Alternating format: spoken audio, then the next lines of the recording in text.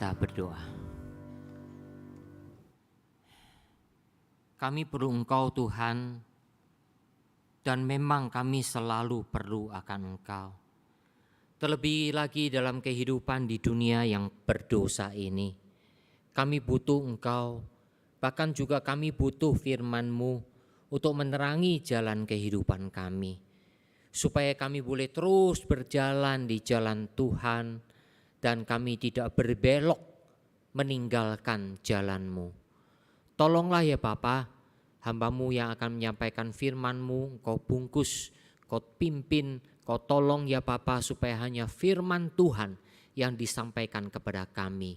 Dan biarlah anak-anak-Mu boleh dipuaskan dan kiranya Roh Kudus menolong kami semua mengerti kebenaran firman-Mu dengan sebaik-baiknya.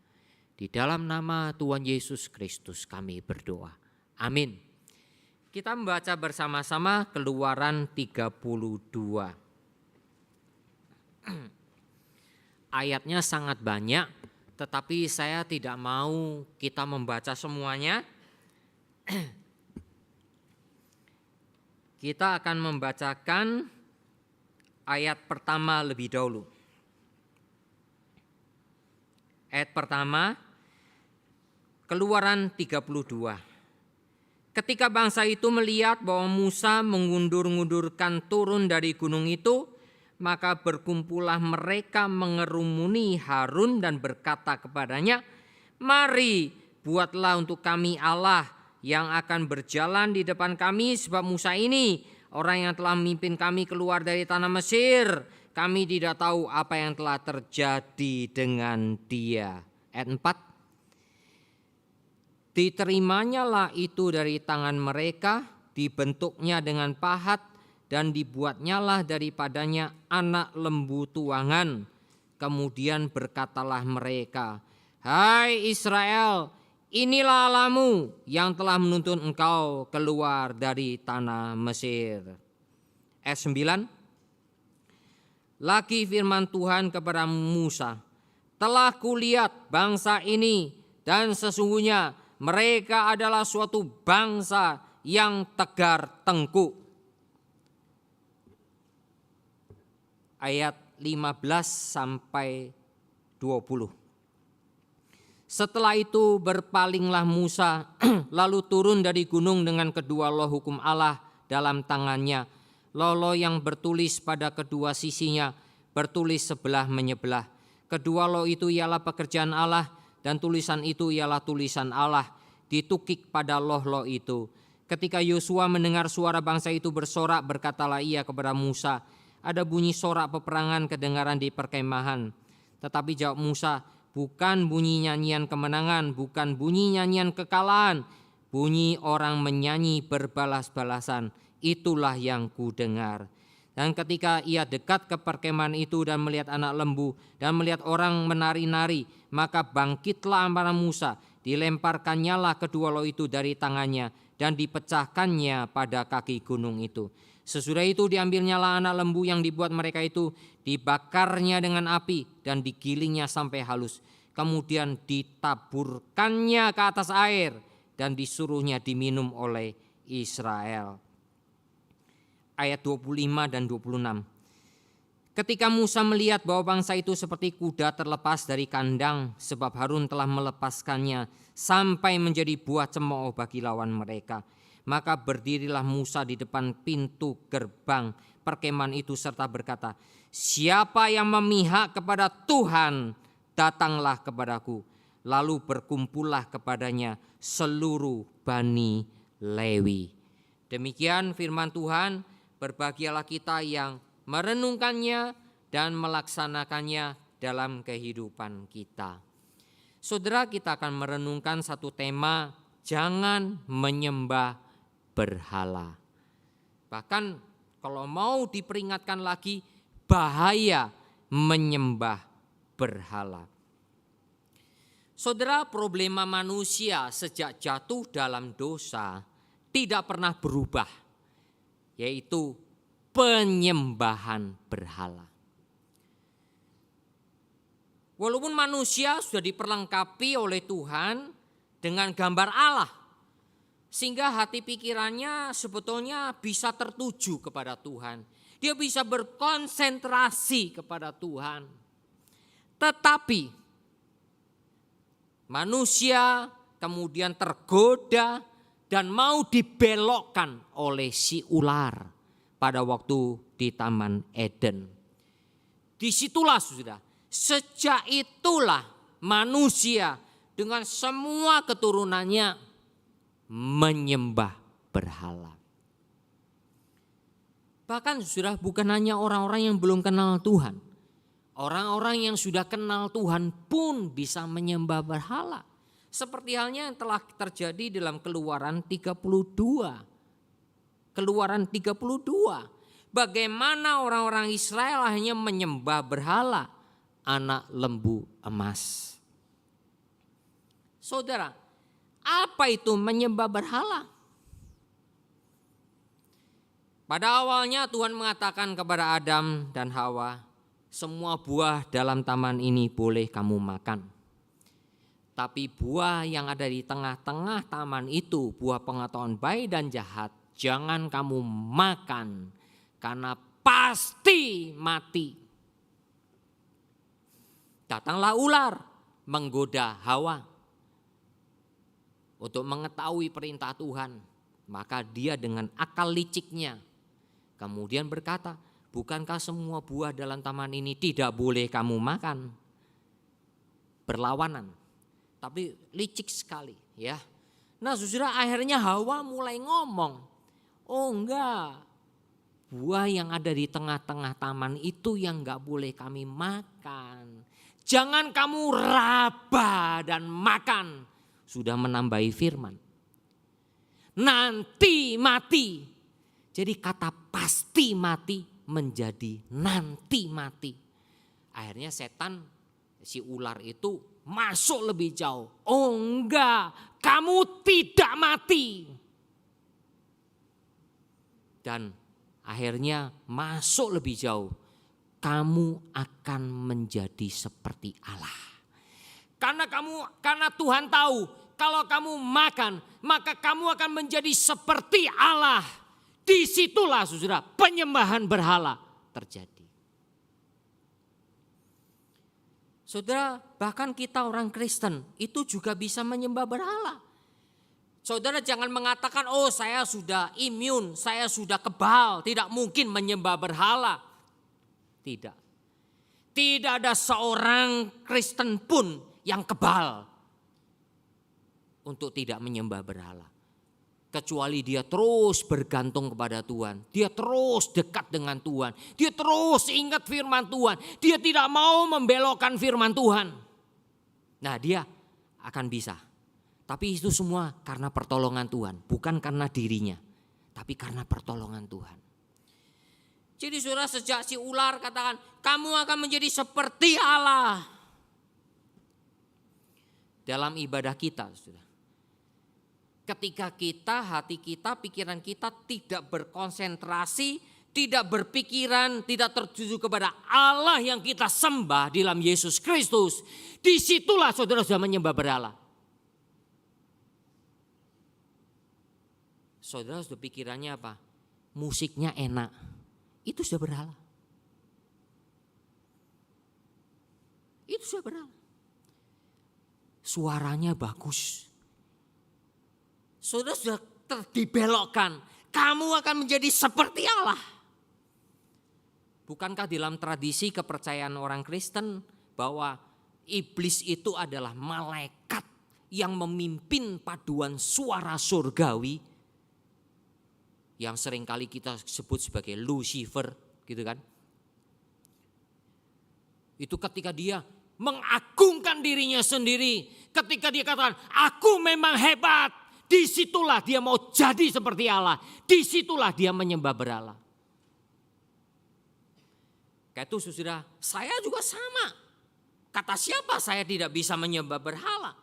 Ketika saya menganggap diri saya hebat, saya mengerti firman Tuhan lebih dari yang lain. Di situ pun saya sudah menganggap diri sebagai Allah. Menyembah berhala. Sebab itulah sudah hati yang selalu bersandar pada Tuhan. Hati yang selalu kata, Tuhan, saya butuh Engkau.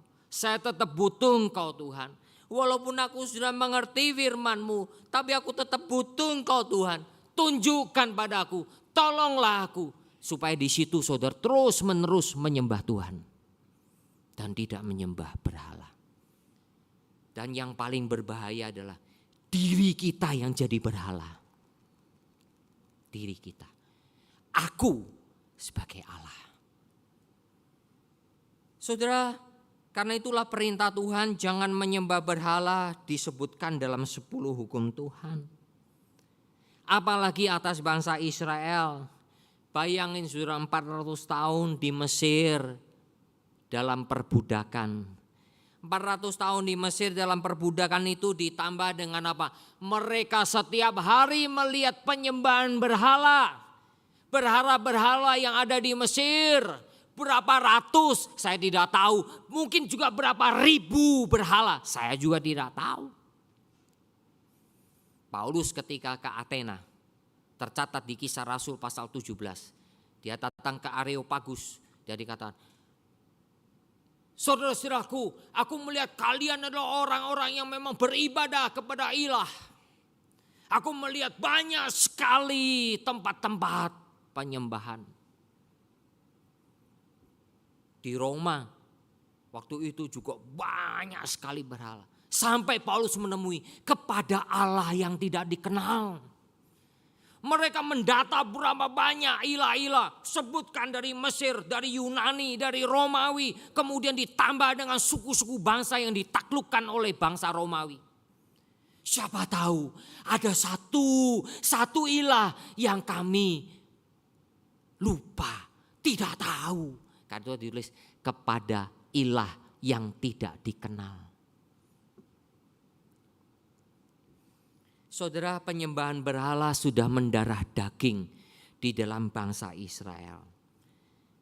Sebab itulah sangat perlu bagi Tuhan melihat, memberikan perintah, jangan menyembah berhala. Dan kemudian dalam peristiwa patung lembu emas ini, Tuhan begitu marah sekali. Dan Musa di dalam kemarahan Tuhan, Musa menghancurkan patung anak lembu emas itu. Saudara yang dikasihi oleh Tuhan, mungkin kita tidak ada menyembah berhala. Mungkin. Tapi saudara, bisa saja kita di rumah ada salib. Tapi salib itu cuma pajangan. Seperti di toga saya ini ada salib, lambang logo GKY, ada salib. Tapi ini semua cuma hanya apa? Hanya hiasan.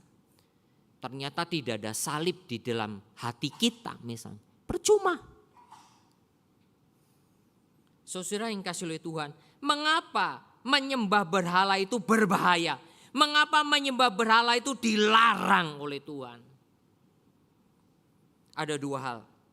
Yang pertama, ketidaksetiaan. Orang yang menyembah berhala adalah orang yang tidak setia kepada Tuhan. Saudara, kalau saudara lihat di dalam kitab Keluaran bagaimana tangan Tuhan dengan kuat memimpin Israel keluar dari Mesir. 10 hukuman kepada orang Mesir dilihat semua oleh bangsa Israel. Bagaimana nyatanya perbuatan-perbuatan ajaib itu. Bahkan orang Mesir sendiri juga mengalami hal yang sama. Mereka melihat semua. Bahkan saudara, ketika melewati Laut Merah dengan kuasa tangan yang kuat luar biasa. Laut dibelah jadi 2, tanahnya langsung kering. Itu mujizatnya berapa banyak mujizat. Saya tidak tahu deh. Saya juga tidak tahu apakah ketika dibelah gitu ikan-ikan masih juga melintas-melintas kayak akuarium kita di SeaWorld. Apakah ada ikan-ikan yang melompat-lompat. Tapi yang jelas tanahnya kering dicatat di Alkitab. Itu langsung mujizat. tiang awan, tiang api yang menyertai mereka tiap hari. Tangan yang kuat, dahsyat perbuatan tangan Tuhan. Memang betul orang Israel setelah melihat itu semua mereka takut. Mereka percaya kepada Tuhan. Tapi apakah kepercayaan itu sungguh-sungguh? Itulah saudara, Alkitab selalu mengatakan kepercayaan kita selalu perlu diuji. Kesetiaan kita selalu perlu diuji. Seperti hanya Adam dan Hawa. Walaupun dalam keadaan yang sempurna dicipta oleh Tuhan. Dalam keadaan yang masih suci. Kepercayaan mereka, kesetiaan mereka kepada firman Tuhan tetap perlu diuji. Karena itu saudara, kalau sampai Tuhan Yesus pun diuji, dicobai, itu juga untuk membuktikan bahwa ternyata Yesus itu setia. Jadi saudara, untuk membuktikan bahwa firman Tuhan itu ya dan amin. Untuk membuktikan bahwa firman Tuhan itu sumber bagi kita. Karena sumber Tuhan itu setia. Dia tidak pernah menyangkali dirinya. Sehingga saudara dan saya harus terus bergantung. Dependent on God. Jadi bergantung kepada Tuhan. Kalau tidak, saudara dan saya otomatis tidak setia. Otomatis akan berontak melawan Tuhan. Saudaraku yang kasih oleh Tuhan, sebab itulah kesetiaan itu merupakan bentuk dari ketaatan total. Ketaatan yang bersifat tulus. Total. Tidak ada 1% pun, tidak ada 1 promil pun yang di luar Tuhan. Itu namanya kesetiaan. Orang anggap setia itu cuma hanya wis pokoknya tiap minggu ke gereja, itu setia. Salah. Salah. Memang orang yang setia pasti ke gereja. Pasti akan datang menyembah Tuhan. Tetapi orang yang datang ke gereja belum tentu menyembah Tuhan, belum tentu setia. Jadi saudara harus tahu premisnya. Premis mayornya apa yang kemudian menjadi premis minor. Premis minor tidak boleh menjadi premis mayor. Premis mayor adalah premis mayor. Seperti halnya Tuhan. Tuhan adalah subjek. Dia adalah premis mayornya. Tuhan adalah sumbernya. Ketika kita keluar dari Tuhan, di situ penyembahan berhala. Saudara, ketidaksetiaan. Saudara, kita semua harus hati-hati di sini, termasuk saya. Saudara, kita anggap diri kita setia, kan? Setia pada Tuhan, betul? Baca firman Tuhan tiap hari, renungkan firman Tuhan tiap hari, dan terus belajar menaati firman Tuhan. Terus mau mengenal Tuhan makin dalam, makin dalam, makin dalam, sehingga makin cinta Tuhan, atau makin cinta diri, atau makin saya memang hebat ya. Saya memang hebat ya. Kalau hamba Tuhan, saya khotbahnya memang makin hebat ya. Tuhan memang pakai saya ya. Dia GR. Dia GR.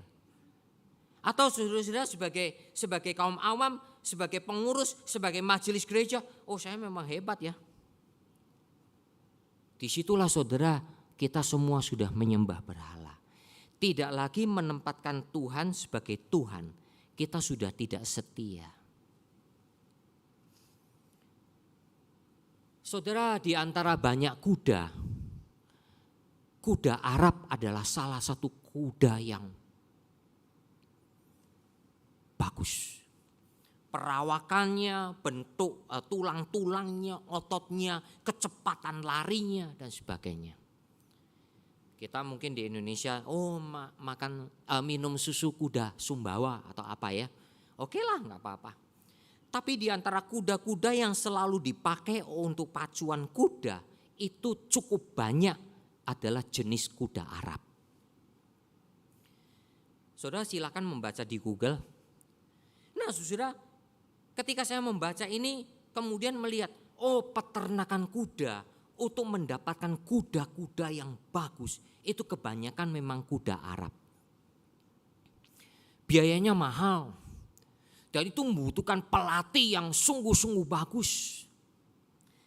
Maka saudara, di dalam peternakan kuda itu untuk nanti menjadi kuda yang mahal dan menjadi bibit unggul, maka kuda-kuda itu sudah dipilih.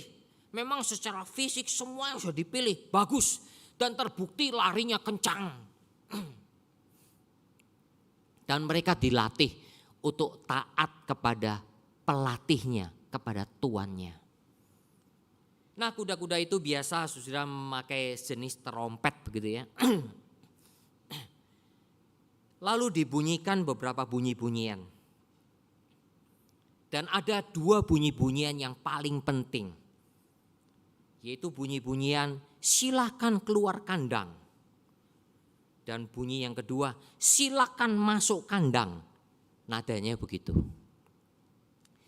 Maka untuk menguji mendapatkan bibit unggul dari kuda-kuda ini, biasanya kuda-kuda itu tidak dikasih makan, tidak dikasih minum selama 3 hari 3 malam. Mungkin setelah lewati 1 hari nggak apa-apa, masih ada stok di perutnya kuda dan nggak terlalu haus karena kan tidak lari-lari, di kandang terus 3 hari 3 malam. Tapi ketika sudah masuki hari kedua pertengahan, mungkin sudah mulai ada yang kuda yang gitu ya, ada yang berbunyi apa deh macam-macam, mulai gelisah. Dan hari ketiga, waduh mulai lebih rame lagi. Mereka waduh keliling sana sini seolah pengen keluar.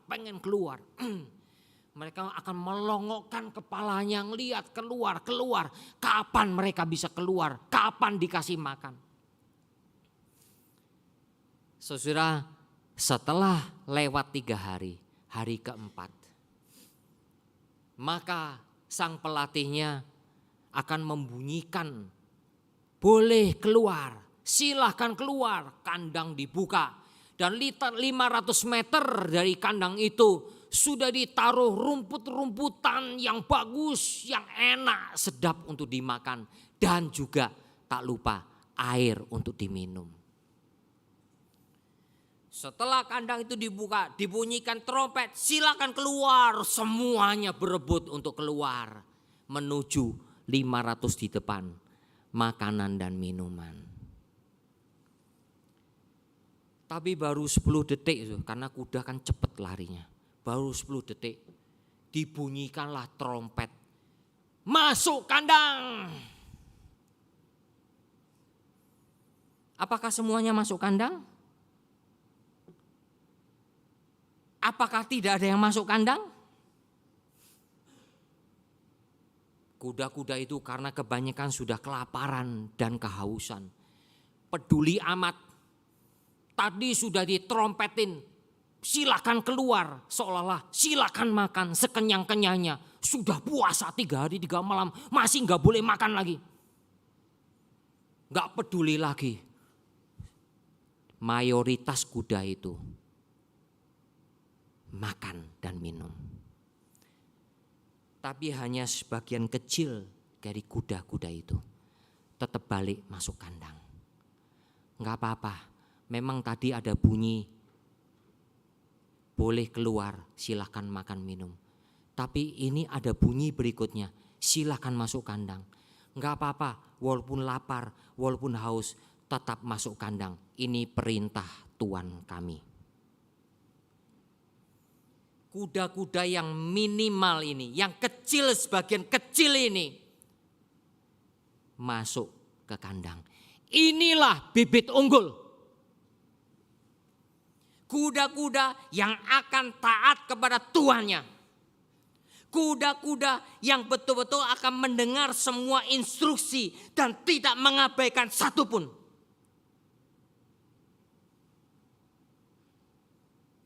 Inilah kuda-kuda bibit unggul yang bisa dijual dengan harga yang berlipat-lipat.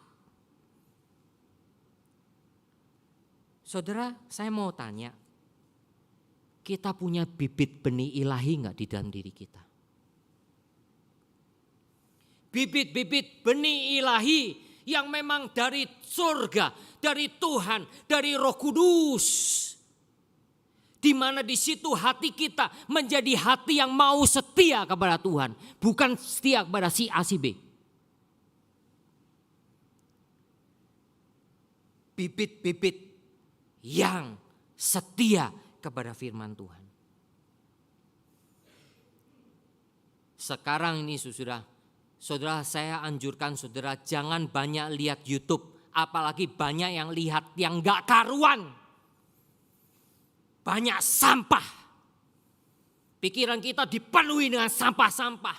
Walaupun ngomong, oh ini kan firman Tuhan, saya mendengarkan renungan, saya mendengarkan khotbah-khotbah. Khotbah-khotbah yang tidak bertanggung jawab begitu banyak sekali. Saudara, apalagi yang gak belajar firman Tuhan berani ngomong sekarang. Yang penting pinter ngomong, maka yang dengar banyak. Saudara, jangan, saya tidak iri, saya tidak iri. Firman Tuhan juga sudah ngomong, akan datang waktunya orang-orang mau mendengar ajaran-ajaran yang tidak sehat. Akan datang waktunya orang-orang hanya mendengarkan menurut keinginan telinga.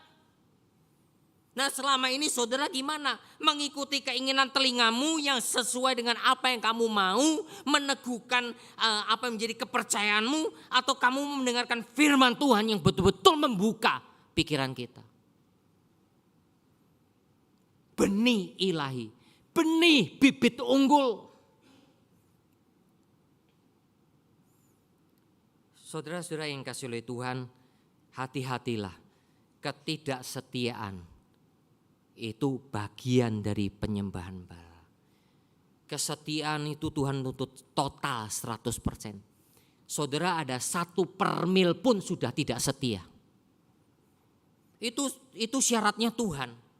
Ketulah saudara kalau begini saudara, betul-betul dalam ajaran yang kita pahami semua anugerah. Sehingga kalau saudara dan saya menyimpang, itu ada suara Tuhan yang bekerja. Kamu udah nyimpang ya. Nah, itu namanya Roh Kudus berfungsi betul-betul. Apalagi ada ajaran sudah ngomong di televisi mentang-mentang memang jemaatnya banyak. Oh, Roh Kudus berbicara sama saya bahwa sampai jam 2 siang harus masuk ke rekening transfer. Itu bukan Roh Kudus. Itu roh kurap. Itu roh penyakitan. Itu roh setan. Saudara yang dikasihi oleh Tuhan, mari kita setia kepada Tuhan. Saudara jangan setia pada saya, setialah pada Tuhan. Dan dengarkanlah khotbah-khotbah hamba-hamba Tuhan yang khotbah dengan setia akan firman Tuhan. Nah itu baru kita setia pada Tuhan. Karena gimana pun juga Tuhan memakai hamba-hamba Tuhan. Tuhan pakai nabi-nabi, rasul-rasul di zaman dahulu. Saudara ingat saya katakan orang Kristen pun bisa tidak setia. Saudara ingat Rasul Petrus. Tuhan katakan tidak lama lagi tua-tua akan mengambil saya, menghakimi saya, mengadili saya, menyiksa saya, dan anak manusia akan didera, disalibkan, mati dan dikuburkan. Dan pada hari ketiga akan bangkit dari antara orang mati. Petrus langsung menarik tangan Yesus. Guru, tidak mungkin. Tuhan tidak mungkin lakukan ini kepadamu. Hebat kan, Petrus setia kan, membela Yesus kan. Tidak. Anyalah engkau setan. Saya memang tidak tahu sih Yesus ngomongnya kerasnya seberapa. Tapi anyalah setan. Engkau bukan memikirkan Tuhan, tapi engkau memikirkan apa yang dipikirkan manusia. Saudara ini kasih oleh Tuhan, hati-hati.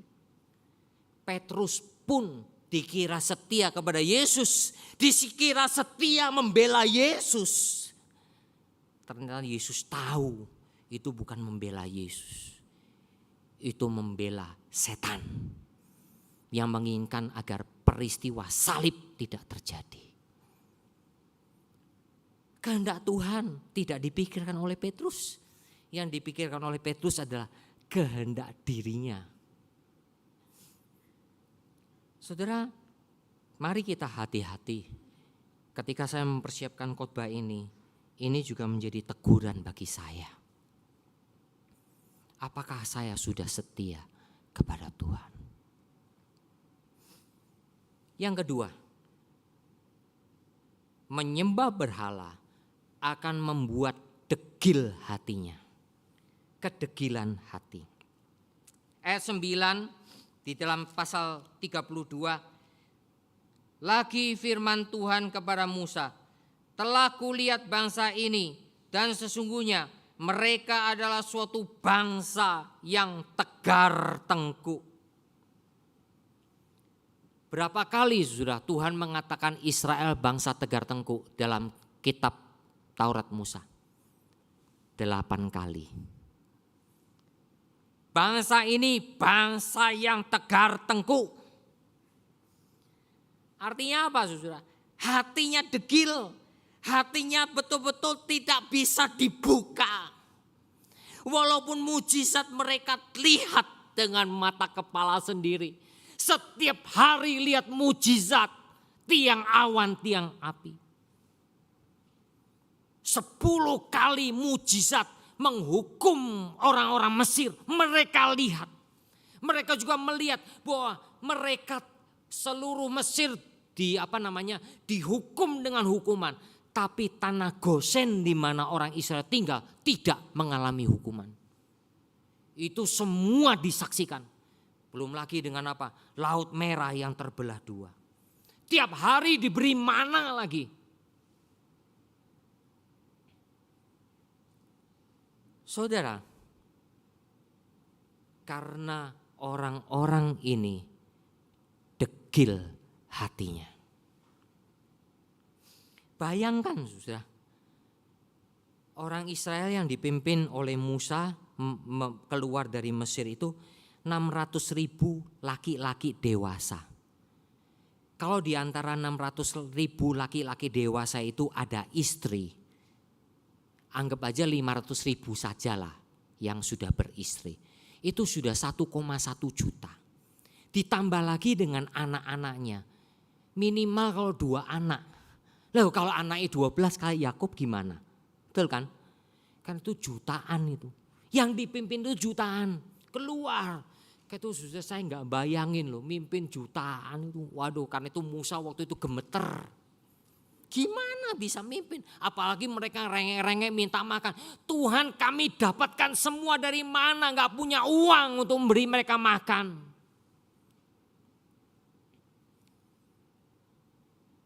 Saudara, tapi kalau saudara tahu, yang membuat mereka menyembah berhala itu 3.000 orang. Dari jutaan ini, anggap saja 1,5 juta. Kebanyakan penafsir katakan kira-kira 1,5 juta orang. 1,5 juta dipengaruhi oleh 3.000 orang yang minor sekali. 3.000 orang ini orang yang degil hatinya. Yang tidak mau bersabar menunggu Musa. Dipimpin, ditolong Tuhan begitu banyak. Hanya Musa belum turun-turun. Sudah 40 hari belum turun-turun. Mereka gak sabar. Ditambah lagi dengan Harun yang terdesak. Wah Harun sendirian mungkin dengan Miriam karena Musanya sedang di atas. Ya. Waduh didesak. Wah mungkin Harun berpikir aku bisa mati konyol ini ditimpukin. Ya sudah kumpulkan semua cincin, kalung emas kalian. Muncullah anak lembu emas. Saudara, karena itulah Musa pada waktu itu langsung berkata, siapa ayat 26, siapa yang memihak kepada Tuhan, datanglah kepadaku. Langsung dari 12 suku Israel, sebetulnya juga dikatakan 13 ya. Satu, yaitu Bani Lewi saja yang datang memihak kepada Tuhan. Sebab itu akhirnya Lewi dijadikan imam-imam oleh Tuhan. Sekarang bunuhlah mereka semua yang membuat penyembahan berhala. Lewi menghunuskan pedangnya, dibunuhlah 3.000 orang. Ada orang-orang yang tidak ngerti Alkitab, tidak belajar Alkitab baik-baik, akhirnya ngomongin berita-berita yang macam-macam, asal pintar ngomong. Tuh lihat tuh Allah perjanjian lama, Allah yang kejam, itu suruh bunuh-bunuh. Saudara lihat konteksnya. Ketika Tuhan ketika dikatakan suruh bunuh mereka, saudara lihat konteksnya. Bayangin 400 tahun dalam perbudakan, 400 tahun setiap hari melihat berhala. Lalu ketika sudah melihat seluruh keagungan, kedahsyatan Tuhan, apakah tidak bisa mengubah itu semua?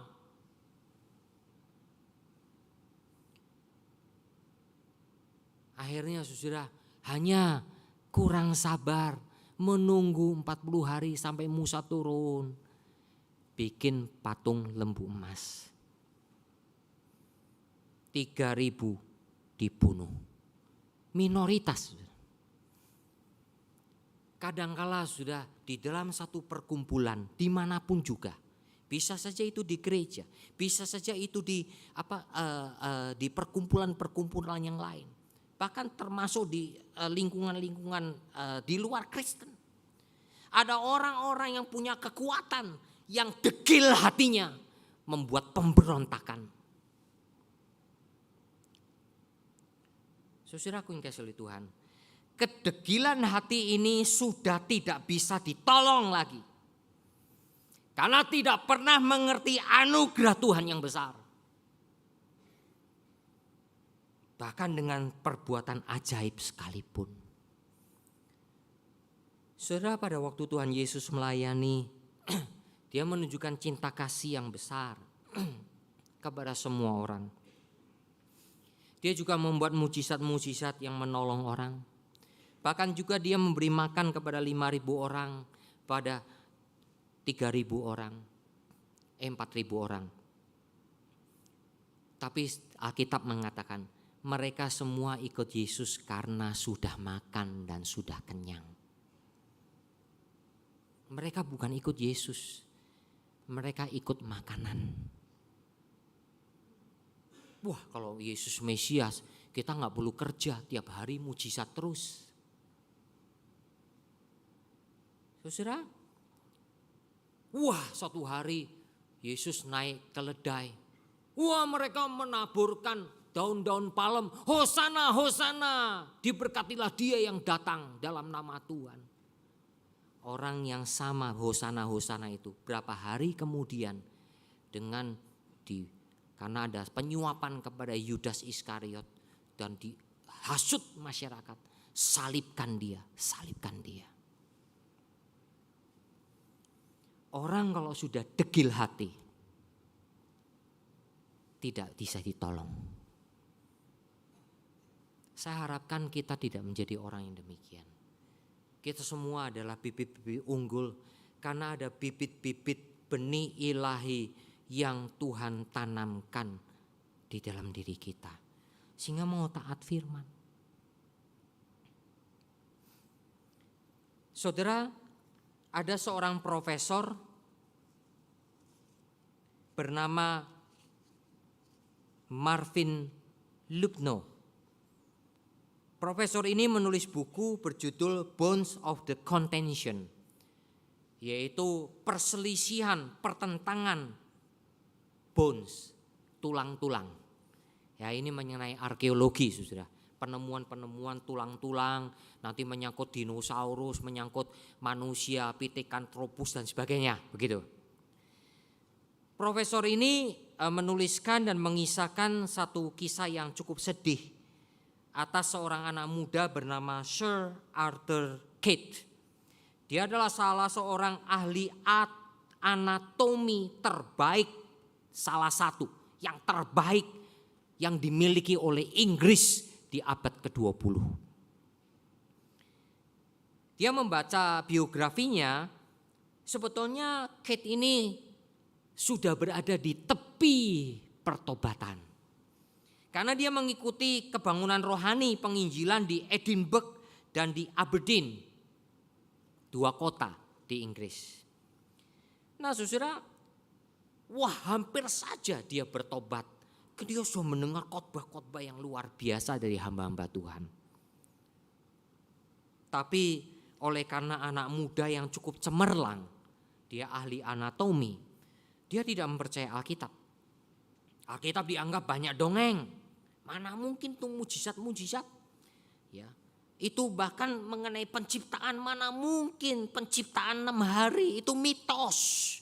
Kalau ngelihat umur bumi, waduh ini berapa penelitian jutaan tahun, enggak mungkin itu. Ya akhirnya Kate tidak bertobat dan tidak pernah bertobat. Tahun 1908 sudah 40 mil dari pusat kota London ada suatu desa bernama Piltdown. Nah saudara kalau dengar Piltdown, saudara pernah membaca mengenai manusia Piltdown, mengenai tulang-tulang Piltdown, mengenai tengkorak Piltdown.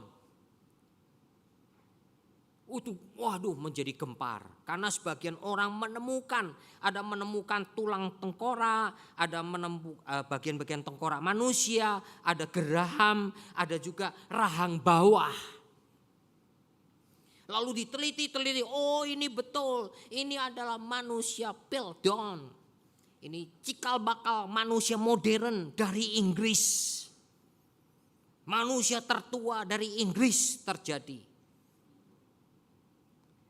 Manusia Piltdown. Karena memang kalau saya waktu membaca di beberapa tulisan-tulisan yang ilmiah sudah, memang pada waktu itu ada keinginan, kerinduan semoga manusia kuno itu juga ditemukan di Inggris gitu loh. Kan ada Pithecanthropus dan sebagainya ya. Ada Netherlands dan sebagainya. Nah saudara, akhirnya Kate ini luar biasa dengan penuh semangat dia menyelidiki, nulis buku. Waduh terkenal saudara. Dia semakin percaya dengan teori evolusinya. Bukunya yang terkenal berjudul The Antiquity of Man yang berpusat di Piltdown. Saudara berjalannya waktu itu sekitar 1908 ya. Akhirnya sudah tahun 1953 British Museum menyelidiki kembali mengenai tulang belulang Piltdown ini. Ternyata itu semua palsu. Sudah terlanjur publikasinya. Akhirnya saudara, Kate sudah berumur 86 tahun pada waktu itu. Lalu kolega-koleganya, teman-temannya, sesama ahli, sarjana mengunjungi dia yang sudah memang berumur. Lalu memberitahu, Kate, ternyata apa yang kita percaya selama 40-an tahun ini, semuanya adalah isapan jempol. Saudara, apa yang menjadi reaksi Kate? Dia terdiam. Nggak mungkin. Orang yang sudah degil hatinya, sekalipun dikasih tahu kebenaran, dia tidak mau terima kebenaran. Tidak akan terima. Itu tandanya kita degil hatinya. Saudara, mari jangan sampai kita menyembah berhala. Kita ingat bahaya menyembah berhala. Karena itu akan membawa kita tidak setia kepada Tuhan. Setianya pada diri sendiri. Bukan setia pada Tuhan. Tuhannya itu cuma jadi pajangan. Cuma jadi apa? Hiasan saja. Oh saya Kristen, ikut Tuhan. Tapi ternyata dia bukan ikut Tuhan. Dia ikut dirinya sendiri. Dan ingat, orang yang tidak setia itu degil hatinya. Dan degil hatinya walaupun sudah dikasih tahu kebenaran, dia tetap memberontak terhadap kebenaran. Terbukti orang-orang Yahudi pada waktu Yesus sudah membuktikan semua itu, tetap mereka menolak Yesus. Salibkan dia, salibkan dia. Saudara, mari kita jadi anak Tuhan yang memiliki bibit-bibit unggul, benih-benih ilahi, di mana Taurat itu tertanam dalam hati, bukan tertulis di loh batu, tapi tertulis di loh hati yang mau dibentuk oleh Tuhan, dibentuk terus oleh Tuhan. Mari kita berdoa.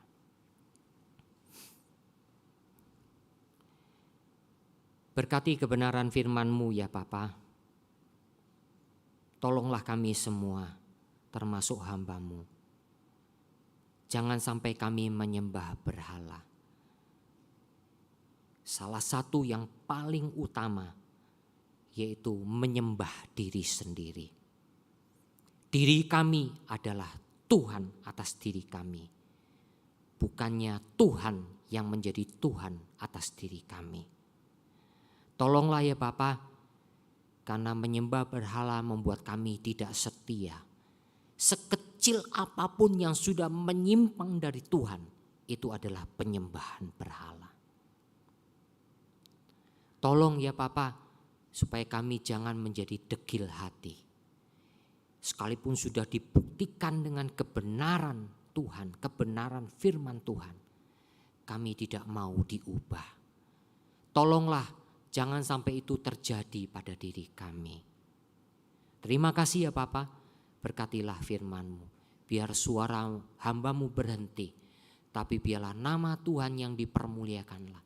Biarlah firman Tuhan yang selalu diingat oleh setiap kami. Dalam nama Tuhan Yesus Kristus kami berdoa. Amin. Jemaat, mari kita mempersiapkan diri masuki perjamuan kudus dengan lagu yang sudah dipersiapkan. Pernah kau dengar kisah salib? Rekan-rekan pengurus memberkati.